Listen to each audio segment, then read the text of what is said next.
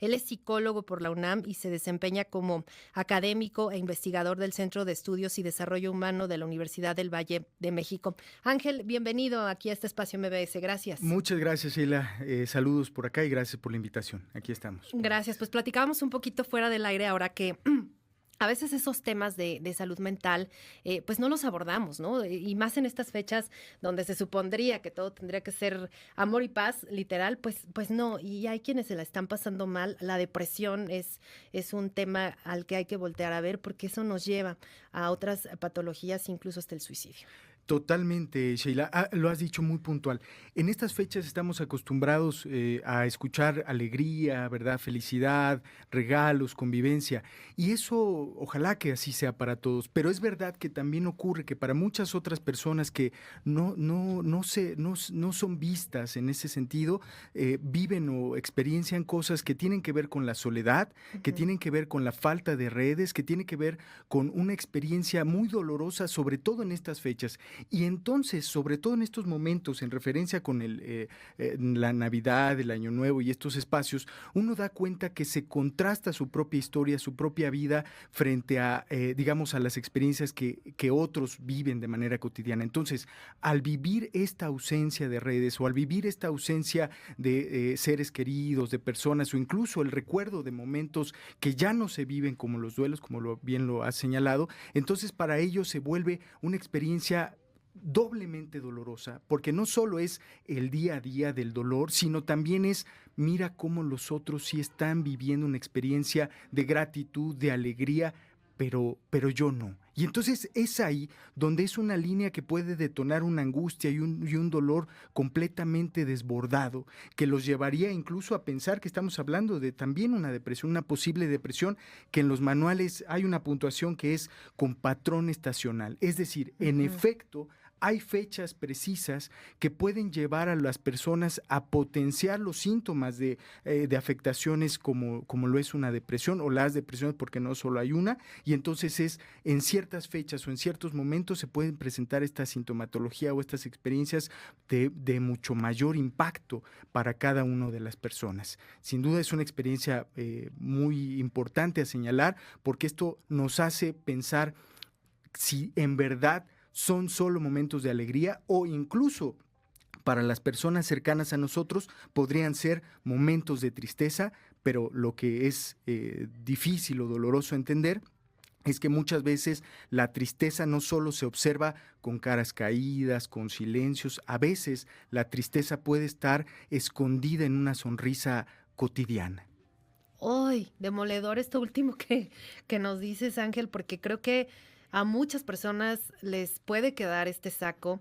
A veces en esta época donde, pues sí, vemos que mucha fiesta, mucha alegría, pero quizás en el fondo hay personas que no le están pasando bien, que traen por ahí atravesados momentos o circunstancias que no han podido trabajar internamente y que pues se tratan de esconder en una sonrisa y que a veces no eso es lo mejor y que a veces nosotros no lo identificamos, ¿no? No por no quererlo identificar, Claro. sino que hay, no sé, familias o amigos o compañeros del trabajo que pues estamos viviendo a una velocidad tan rápida todos los días, que no le prestamos atención quizás a algunos focos rojos que a veces están ahí y no los vemos. ¿Cómo podemos identificarlo? ¿Qué recomendación podríamos darle al auditorio?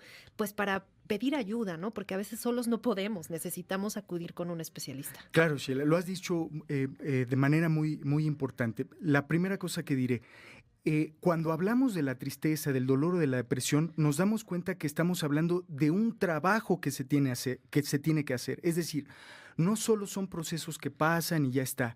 En ciertos trastornos es importante aclarar que es necesario comenzar un trabajo. No son procesos que ocurren o que pasan o que solo con el tiempo ocurrirá algo, sino más bien que es un trabajo del duelo, por ejemplo, es un trabajo de la tristeza, es un trabajo que en efecto requiere acompañamiento. La clínica nos enseña muy puntual que nosotros solas, no necesitamos de otra cosa, necesitamos de alguien, de una institución, de un espacio de trabajo clínico para poder trabajar, para poder avanzar. Necesitamos, como lo hemos reiterado, un trabajo sobre el dolor, un trabajo sobre el duelo. Eso por un lado, Sheila. Y por otro lado, ya decías algo muy, muy importante también en relación a la dificultad de mirar esa tristeza de nuestros seres queridos. Y es que es más fácil no ver la tristeza, porque cuando nos damos cuenta de la tristeza del otro, eso nos duele también. Y entonces es más fácil y mucho mejor no ver o ignorar el dolor del otro, porque también nos duele. Y entonces se entiende mucho para las familias que nos escuchan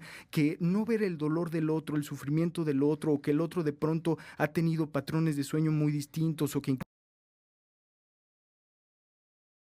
otra cosa es más fácil no ver, porque si nos damos cuenta de eso nos duele muchísimo. Por lo tanto, diremos algunas cosas. La primera, como ya lo decíamos, busquen ayuda. Es decir, son momentos de alegría, sí, pero también son momentos para reconocer que se vale sentirnos mal también, que se vale saber y decir de nuestros cercanos que el dolor está presente y la angustia y el miedo está presente. Por otro lado, también es importante estar pendiente y estar atentos a lo que nos pasa. Ya decíamos nuestro estado de ánimo, si nosotros nos damos cuenta o damos cuenta que un cercano tiene cambios en el estado de ánimo, si tiene de pronto cambios en la alimentación, si tiene de pronto cambios en el sueño, si de pronto también ya no le interesa nada o tiene esta pérdida de placer hacia otras cosas, hacia la vida, hacia lo cotidiano, entonces hay que tener cuidado, y es un foco, como bien lo decía, es un foco rojo que hay que atender. Y reiterando, ese foco de atención no se trabaja solo, no se trabaja con el paso del tiempo, y no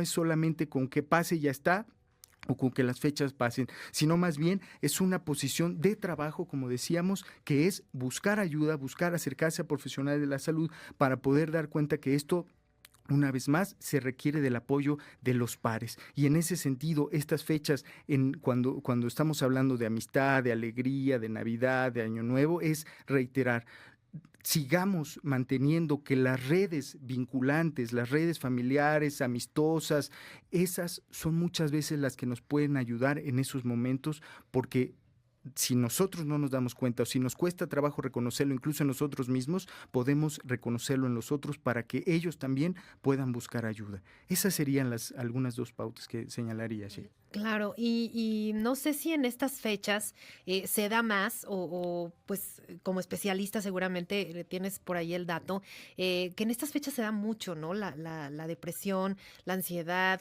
en muchos casos hemos visto cifras pues delicadas de que aumentan suicidios, por Sí. ejemplo. ¿Qué información Sí, tienes de claro, eso? claro. Bueno, en relación a la información del INEGI, por ejemplo, Ujú. es importante decir, ojo con esto, y es importante decirlo, la tasa de suicidios ha aumentado.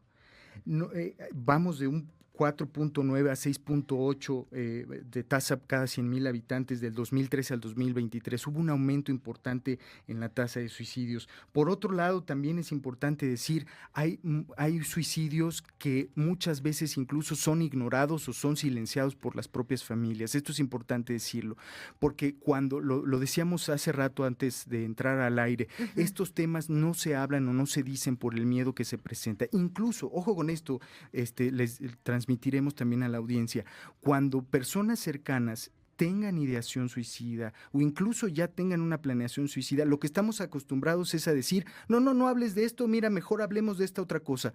Eso sería inexacto y no sería un acierto, porque de lo que hay que hablar es de eso que se duele, de lo Claro. que hay que hablar es de esas ideaciones, de lo que hay que hablar es de esas ideas que se presentan en los sujetos, y buscar ayuda, porque muchas veces estamos acostumbrados a decir, es que si hablo del suicidio, o si hablo del dolor o de la tristeza, se va a entristecer más o Ajá, incluso lo lo propicio. propicio.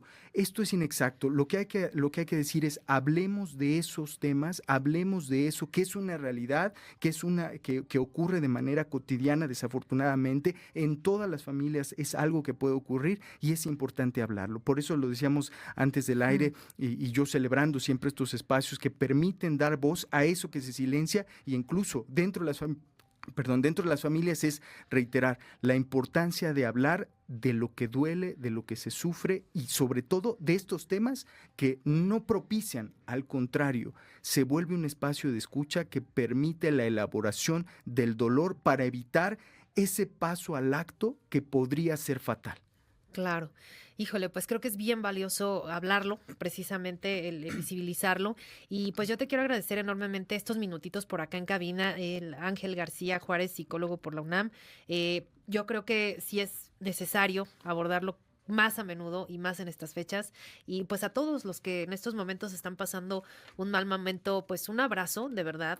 Creo que sí es importante hacerlo sentir queridos, ¿no? En familia, con amigos, y pues estas fechas no se incrementen estos hechos que a veces trágicamente sí tenemos que reportar. Pero pues que pases una muy, muy feliz Nochebuena, Navidad, y pues aquí seguimos abordando estos temas en MBS. Muchas gracias, Sheila, y felicidades al programa y a ustedes por el trabajo que da, que es dar palabra a eso de lo que no se habla. Muchas Muchas gracias, gracias. gracias, gracias Ángel García. Son las 9:30.